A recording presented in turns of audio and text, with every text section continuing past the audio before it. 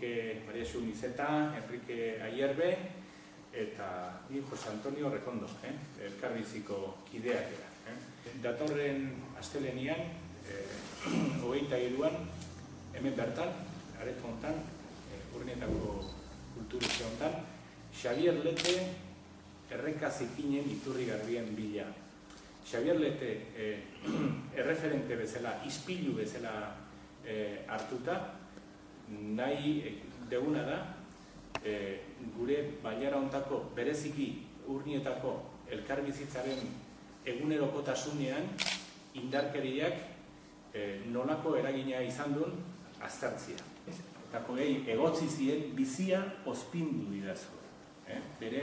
Nik uste dezala bere azkeneko olerki bilduma aurkezterakoan, eta ez dut orain gogoratzen, baina zeuduna bere azkenetako elkarrizketa batean.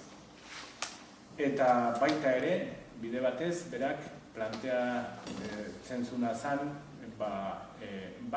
pakelekoak sortu behar genitula. Astelenian, martxoaren 23 arratsaldeko 7:00 hemen bertan, Felipe Juaristi, Ignacio Mújica eta Jon Sarasua.